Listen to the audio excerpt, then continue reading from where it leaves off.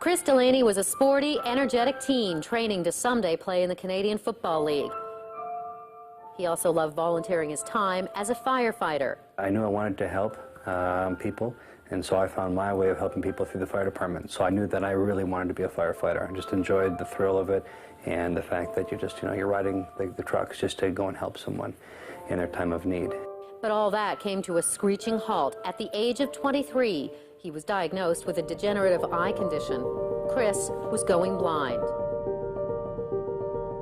My name is Chris Delaney, and right now I'm 46 years old, and I'm legally blind. I actually recall the first time when I started to think something was wrong. So I had this beautiful car, and I was on a date. She turned to me and said, you know, for such a fast car, how come you drive it so slow? I was seeing sparks in my eyes.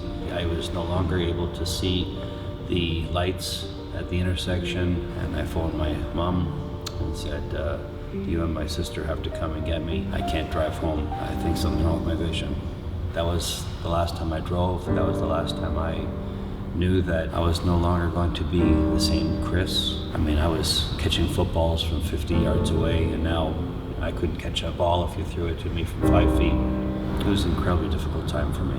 They had told me that no one knows where my vision's going to stabilize, if it's going to stabilize at all. The mere thought of losing my vision and not being able to see, it took its toll on me.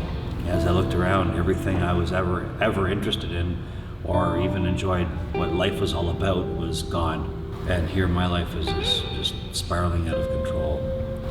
And so one day I had a whole bunch of antidepressants, and you know, that mixed with alcohol wasn't a good combination. Before I knew it, my two buddies are taking me into a car. They just showed up unexpectedly, and they found me slumped over at the table, and they kept telling me to scratch the roof of the car just to try and keep me awake. So I remember doing this. That's all I really remember.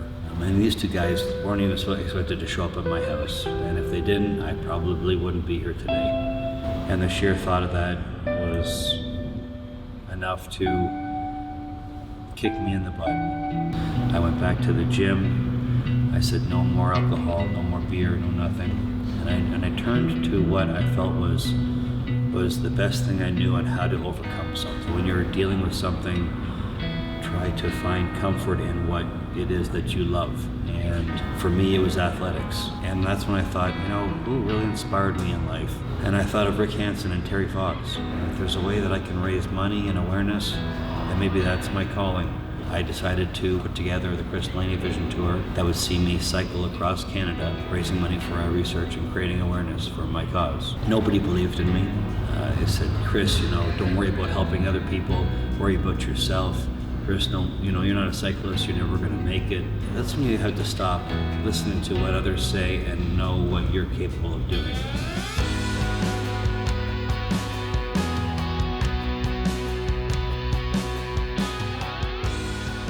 I raised $250,000 for our research. You know, I'm human, and there were times where I wanted to quit too. We're doing 100 miles a day for over 3.5 months. To actually be right there in the thick of things with people and communities. That was a tough hill. I had the opportunity to throw the pitch out at the Blue Jay game, talking in front of 30,000 fans, families riding with me from city to city, police escorts, fire escorts. It was just really a tremendous experience right across the entire country. People said, geez, you know, you should write a book about your experience. And it was so interesting because to me, that book would be incomplete at the time.